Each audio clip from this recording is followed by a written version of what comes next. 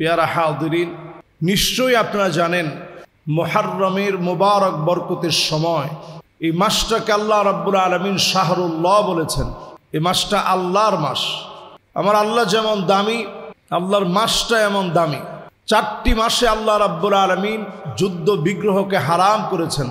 এর মধ্যে একটি হচ্ছে মুহররম, আরেকটি হচ্ছে যু আল কাদা জিলকাদ, আরেকটি হচ্ছে যু আল হাজ্জা মানে জিল হজ, আরেকটি হচ্ছে রজব। এই 4 মাসে আল্লাহ রাব্বুল আলামিন যুদ্ধ বিগ্রহ, মারামারি, কাটাকাটি, হানাহানি সব নিষিদ্ধ করেছেন। শুধুমাত্র আজকের জামানায় নয়, জাহিলিয়াতের সেই সময়ে এই 4 মাসে সবাই তাদের তরবারিগুলোকে, সব তরবারিগুলো আবদ্ধ করে ফেলত। এই 4টা মাসে যুদ্ধ বিগ্রহ, হানাহানি, মারামারি সব তারা ভুলে যেত। আল্লাহ রাব্বুল আলামিন মুহররমকে এতটা দামি করেছেন, নবী মুসা আলাইহিস সালাতু ওয়াস সালামকে ফেরাউনের দলবল সহ বাহিনী থেকে নবী মুসা আলাইহিস সালাতু ওয়াস সালামকে আল্লাহ তাআলা মুক্তি দিয়েছিলেন এই সেই মুহররমে।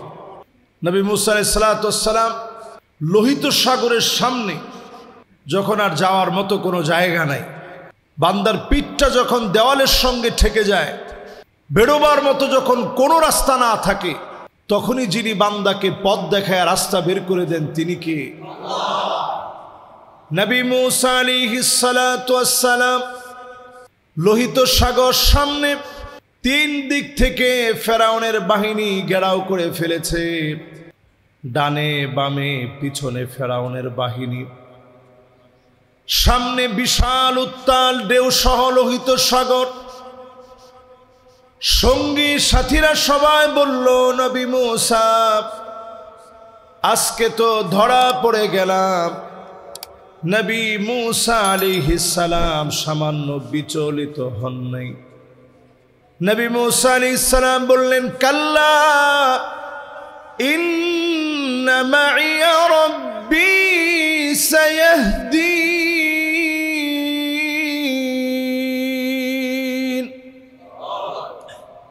নিশ্চয়ই আল্লাহ রাব্বুল আলামিন আমাদেরকে আজকে ধরা পড়ায় দিবে না। সায়াহদিন, অবশ্যই অচিরেই আমার আল্লাহ এখনই আমাদেরকে পথ দেখাবে। বলেন আল্লাহু আকবার।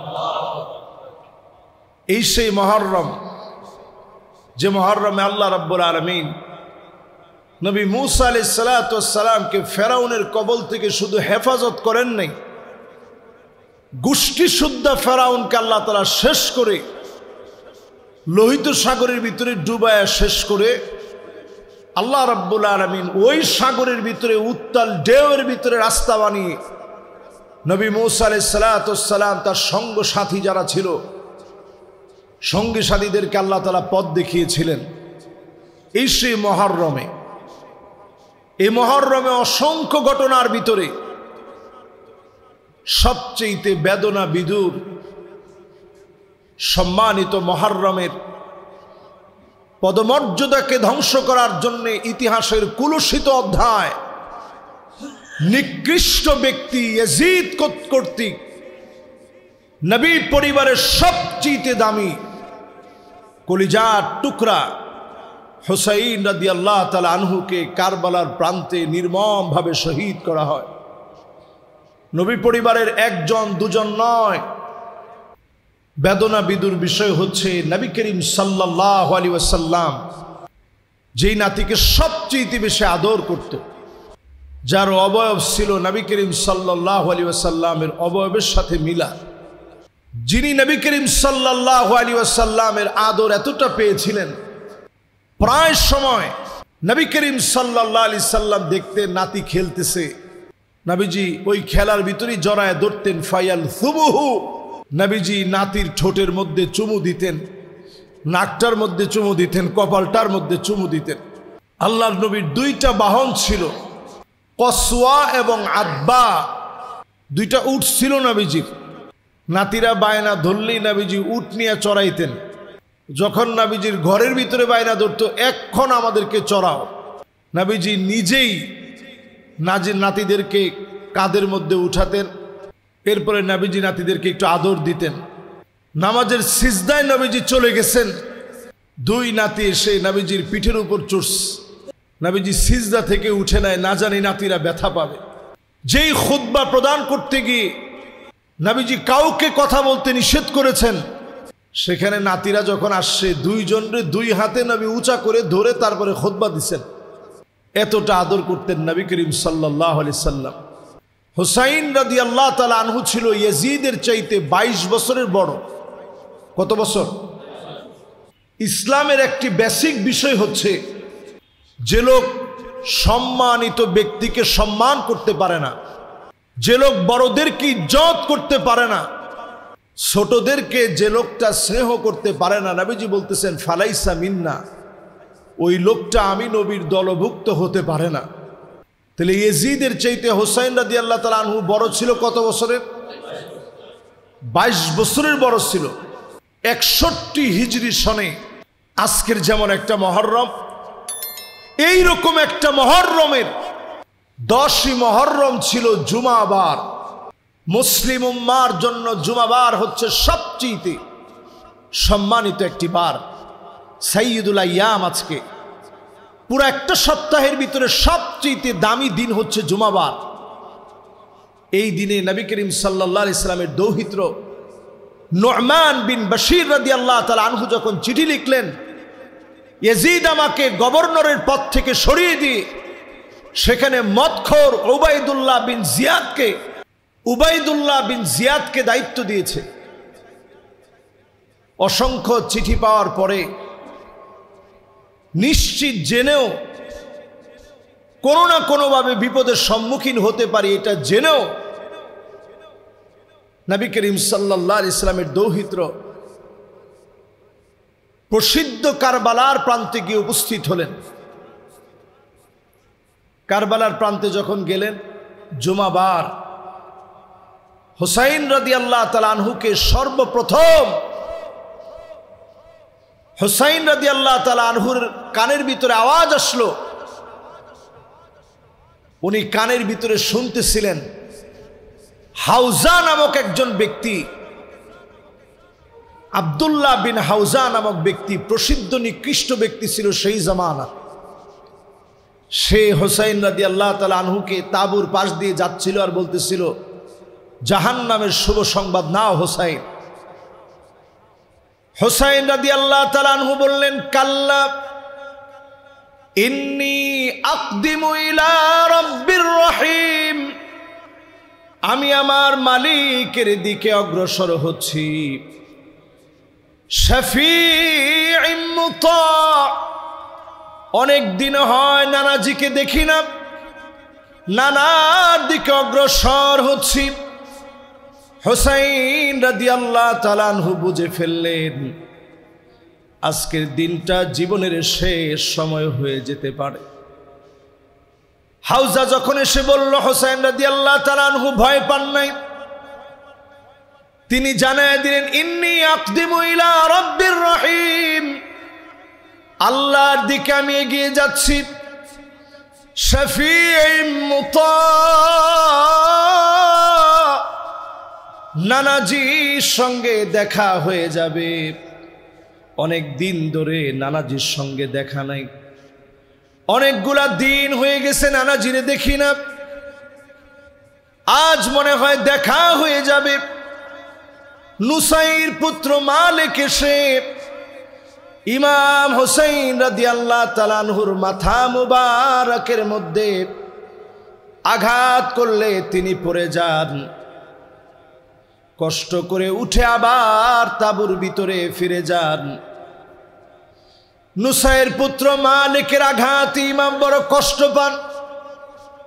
ইমাম হুসাইন রাদিয়াল্লাহু তাআলা আনহু আরদাহু তাঁবুর ভিতরে ফিরে গেলে সেই সময়ের নিকৃষ্ট আরেকজন জুরআব আল্লাহর নবীর নাতির বাম হাতের মধ্যে আঘাত করেন। ইমাম হুসাইন রাদিয়াল্লাহু তাআলা আনহু আবার তিনি জমিনের মধ্যে পড়ে যান। পানি পানি বলে পানি পান করতে যান। চোখের সামনে একজন দুইজন না, আপন আপন পুত্রদেরকে শহীদ করা হলো। আত্মীয় স্বজন এক এক করে শহীদ হলেন। ইমাম হোসাইন রাদিয়াল্লাহু তাআলা আনহু তিনি মানসিকভাবে ভেঙে পড়লেন, কিন্তু হিম্মত নিয়ে দিন বিজয়ের জন্য জালেমের বিরুদ্ধে প্রতিবাদী হয়ে উঠলেন। সেই সময়ে ইমাম হোসাইন রাদিয়াল্লাহু তাআলা আনহুকে আঘাতের পরে আঘাত করা হচ্ছে। সেই সময়ে আঘাতের পরে আঘাত করার পরে জুরা বিন সুয়াইব ইমাম হুসাইন রাদিয়াল্লাহু তাআলা আনহুকে আঘাত করলেন। সীমার এসে দেহ থেকে মাথাটা আলাদা করেছে। ইমাম হুসাইন রাদিয়াল্লাহু তাআলা আনহুর মুবারক মাথা যখন আলাদা করে ফেলেছে, সেই সময়ে মারসাদ নামক ব্যক্তি হুসাইন রাদিয়াল্লাহু তাআলা আনহুর দেহ গোড়া দিয়ে পদদলিত করেছে। এরপরেও তারা শান্ত হয় নাই। এজিদের সামনে হুসাইন রাদিয়াল্লাহু তাআলা আনহুর মাথা নিয়ে এসেছে। সেই জায়গায় দাঁড়িয়েছিল আবু বারজা আসলামী, আল্লাহর নবীর একজন প্রিয় সাহাবী। আবু বারজা যখন দেখল হুসাইন রাদিয়াল্লাহু তাআলা আনহুর মাথা আলাদা করে নিয়ে আসছে, তিনি চিৎকার করে কেঁদে উঠলেন, এটা তোমরা কি করলে, কেমন করে করলে? সেই সময় তারা কাঠি দিয়ে ইমাম হুসাইন রাদিয়াল্লাহু তাআলা আনহুর ঠোঁটের মধ্যে বারবার আঘাত করতেছিল, নাকের মধ্যে আঘাত করতেছিল। আবু বারজা আসলামী বলতেছে, ফাওয়াল্লাহি রুব্বামা রাআইতু রাসূলুল্লাহি সাল্লাল্লাহু আলাইহি সাল্লাম ফাওয়াদা ফীহি ইলা ফী, আমি আল্লাহর কসম করে বলছি, দুইটা চোখ দিয়ে আমি দেখেছি, এই দুইটা ঠোঁট নবীজি হুসাইন রাদিয়াল্লাহু তাআলা আনহুর ঠোঁটের মধ্যে লাগিয়ে নবীজি চুমু দিয়েছেন। এই সেই নাক, যেই নাকের ভিতরে নবীজি চুমু খেয়েছেন। এই সেই চেহারা, যেই চেহারার ভিতরে নবীজি চুমু খেতেন। ইরফা কাদিবাক, লাঠিটা তুমি উঠাও তাড়াতাড়ি। এই চেহারার ভিতরে আল্লাহর নবী, মায়ার নবী আদর করেছেন। আল্লাহর নবী চেহারার ভিতরে বারবার আদর করেছেন। হুসাইনকে যে ভালোবাসবে সে নবীকে ভালোবাসলো। হুসাইন রাদিয়াল্লাহু তাআলা আনহুকে যে মহব্বত করলো, সে কেমন যেন আল্লাহর নবী মুহাম্মদ সাল্লাল্লাহু আলাইহি ওয়াসাল্লামকে মহব্বত করলো। সেই সময় পর্যন্ত পাপিষ্ঠরা থামে নাই। আল্লাহ পাক ঠিকই প্রতিশোধ নিলেন।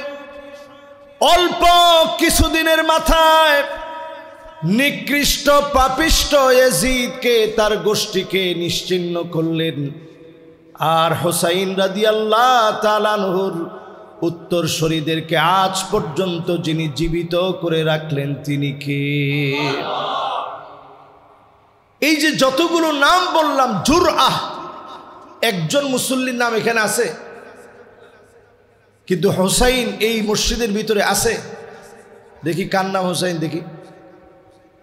মাশাআল্লাহ, দেখেন এই যে আমার ডান দিকের একজন। আর কার নাম দেখি? মাশাআল্লাহ, এই যে আরেকজন। দেখেন আমাদের এক মসজিদের একটা ফ্লোরের ভিতরে দুইজনের নাম হুসাইন। আল্লাহ পাক ইমাম হুসাইন রাদিয়াল্লাহু তাআলা আনহুকে মর্যাদাবান করে শহীদ হিসাবে কবুল করে নবী পরিবারের রক্তের বিনিময়ে জমিনে আল্লাহ দিনকে কায়েম করেছেন। বলেন আল্লাহু আকবার।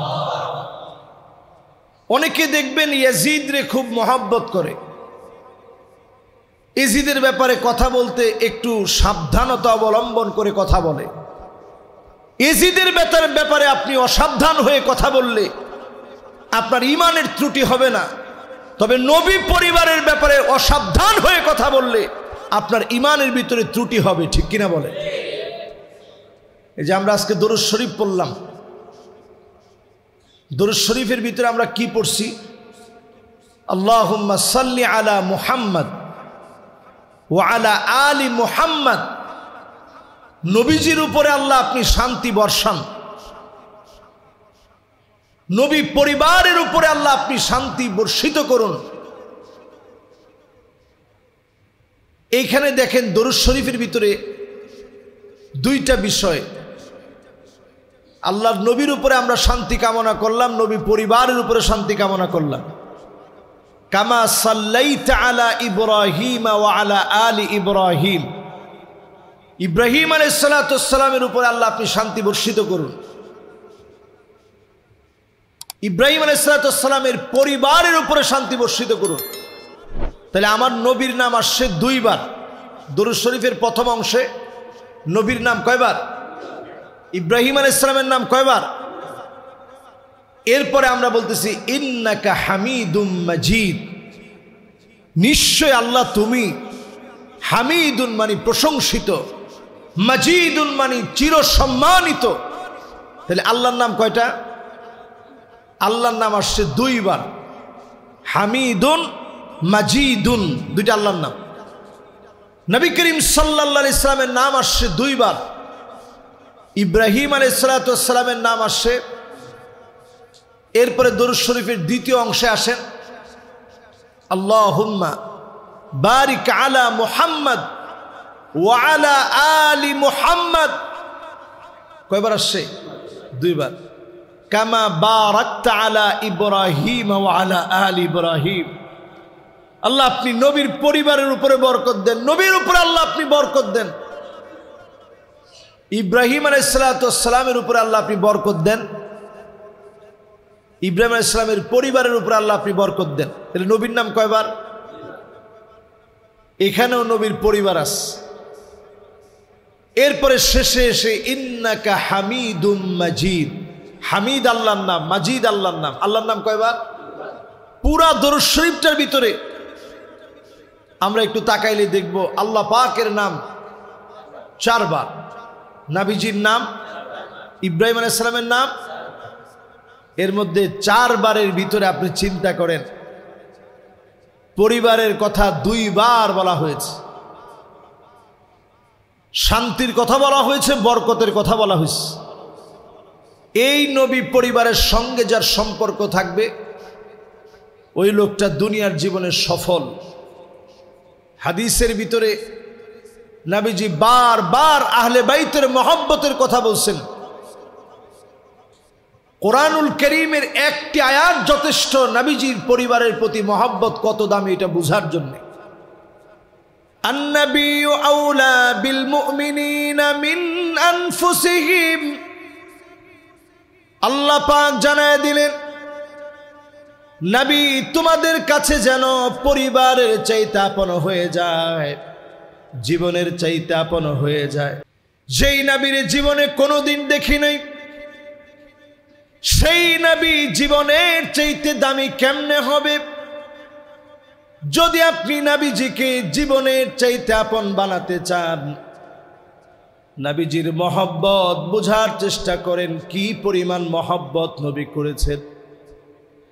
আজিজুন কাজিজিল মিরজাল, ফুটন্ত পানিগুলা টকবক করে ফুটলে যেমন করে আওয়াজ হয়, ঠিক তেমনি আমার নবী সিজদায় পড়ে পড়ে আমার আপনার জন্য কেঁদেছে।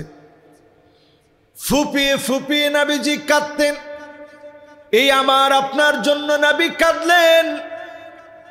জীবনে কোনোদিন আমার মতো গুনাহগারকে এক নজর নবী দেখে নাই, না দেখে নবী আমার আপনার জন্য কাঁদলেন।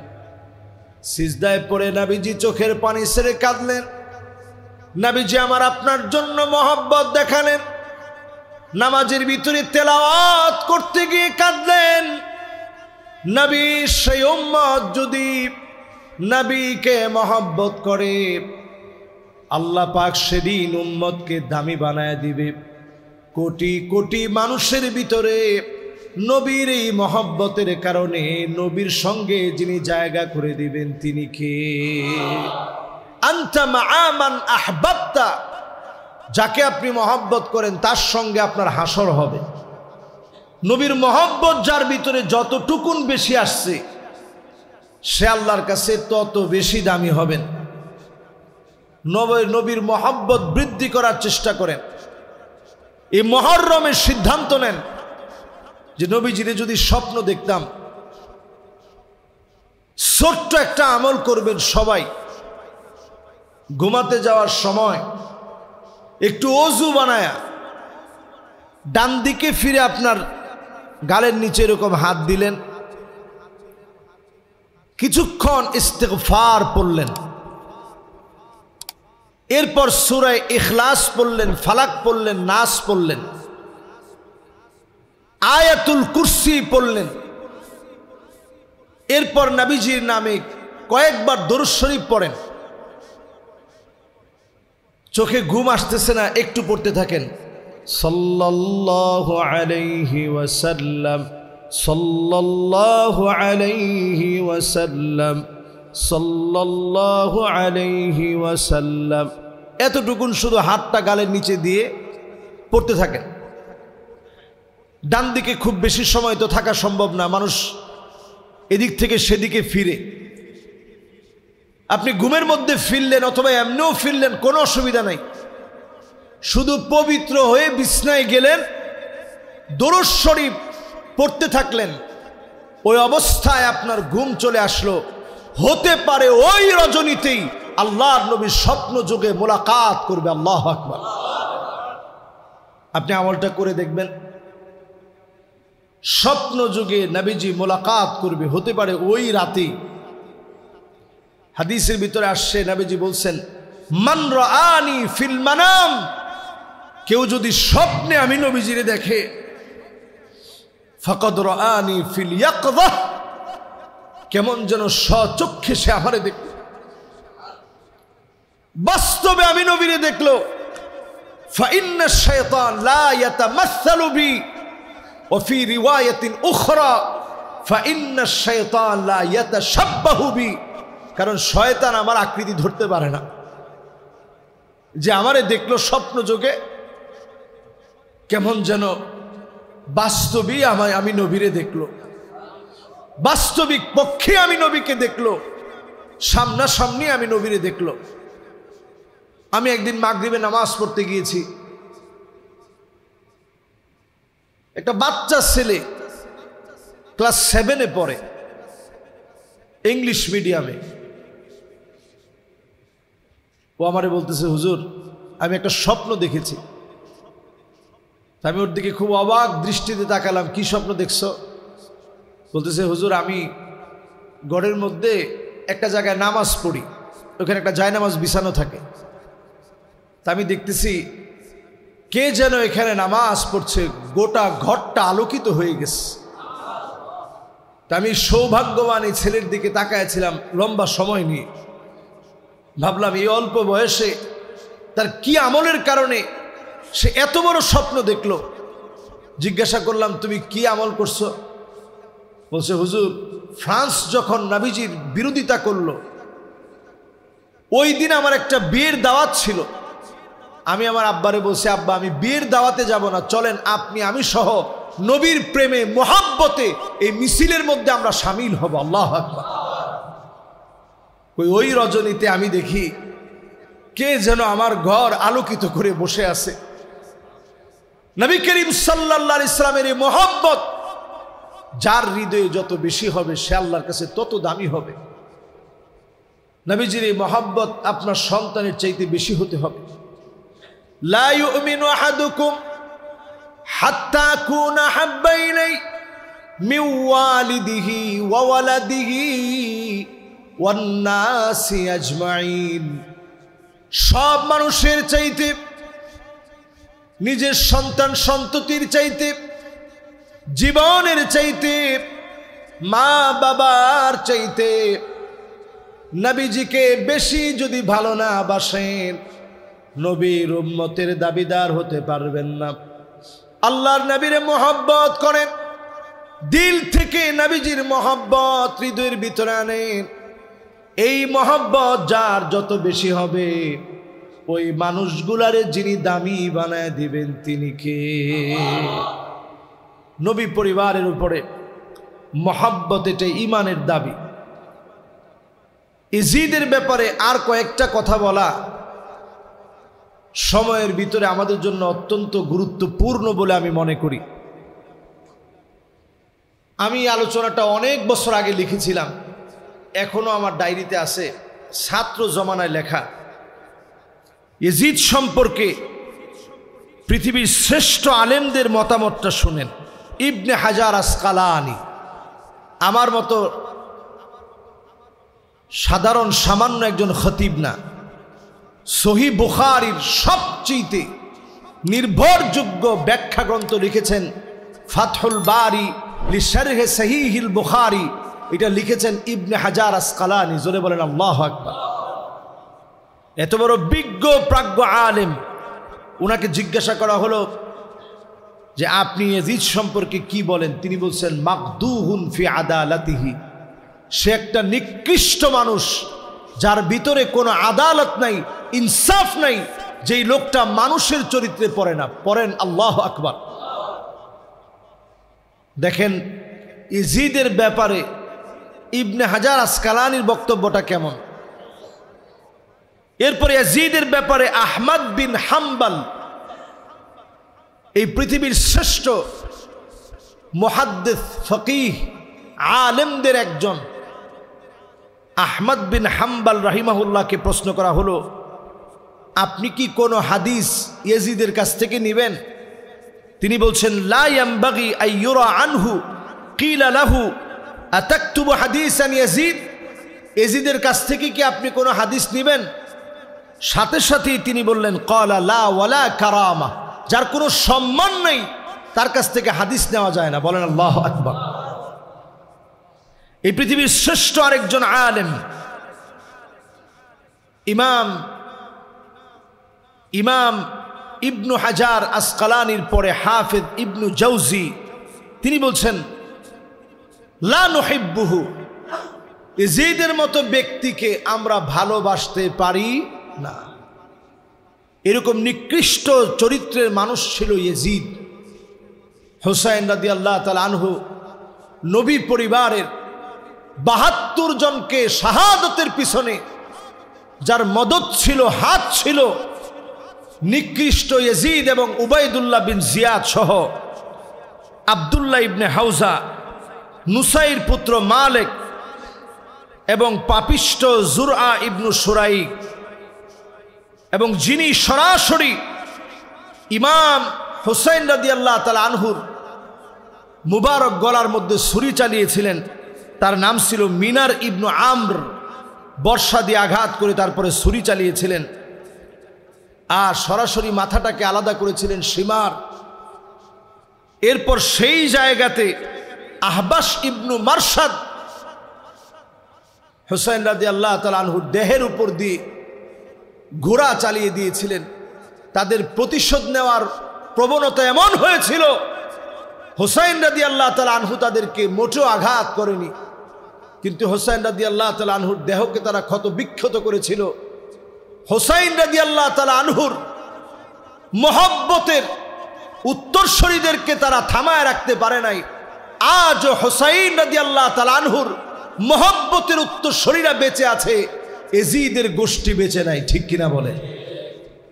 প্রিয় ভাইরা আমার, সেই ধারাবাহিকতায় মুসলিম বিশ্বের ইতিহাসের জঘন্য অনেক অধ্যায় একের পর এক রচিত হয়েছে। সৃষ্টি হয়েছে জালেমদের আগ্রাসনের শিকার হয়েছে পৃথিবীর শ্রেষ্ঠ মানুষ। আমরা মনে করি এই মুহররম মাসের দাবি রেখে, যে মাসটাকে আল্লাহ রাব্বুল আলামিন যুদ্ধ বিগ্রহকে নিষিদ্ধ করেছেন, এই মাসের দাবি অনুযায়ী আজকের জুমাতে আমি পরিষ্কার ভাষায় বলি, আমরা সবাই হুসাইন রাদিয়াল্লাহু তাআলা আনহুর মহব্বতের উত্তরসূরি। আমরা নবী করিম সাল্লাল্লাহু আলাইহি সাল্লামের উম্মত। আমরা জীবন দিতে জানি শুধুমাত্র কেবলমাত্র কার জন্যে?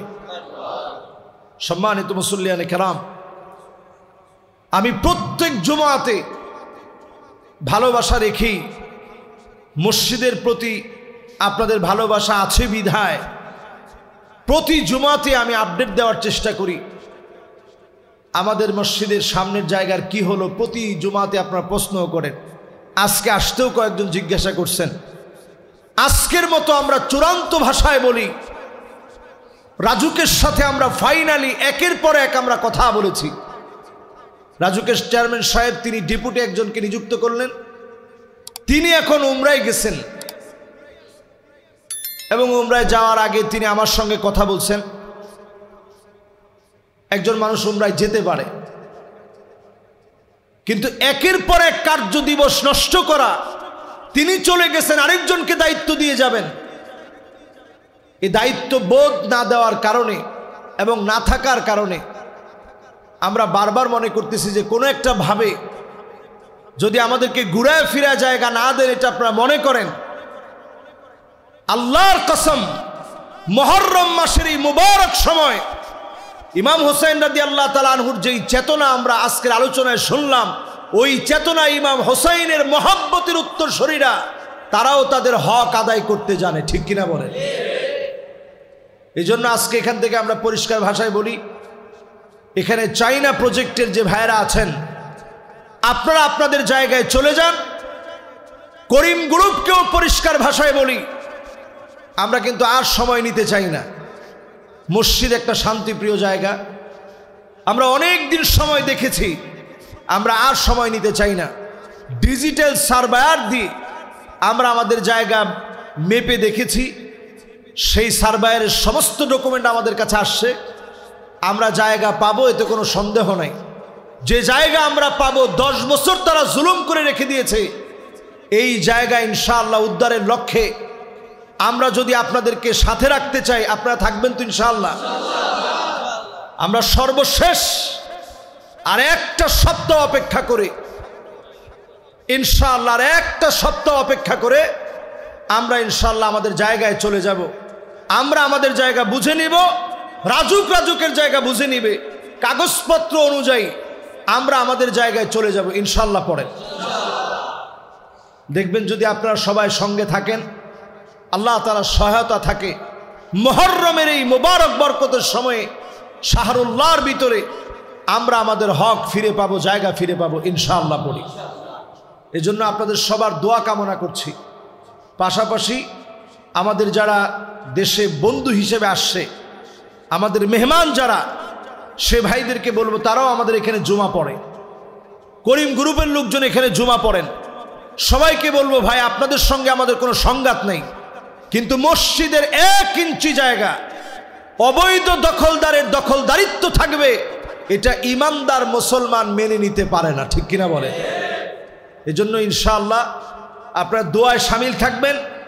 যখন আপনাদেরকে ডাকা হবে ইনশাআল্লাহ আপনারা নিজেরা নিজেদের সব শক্তি সামর্থ্য নিয়ে উপস্থিত থাকার চেষ্টা করবেন ইনশাআল্লাহ। আল্লাহ রাব্বুল আলামিন আজকের এই সময়ের কথাগুলা আমল করার তৌফিক দান করুক, পড়ি আমিন।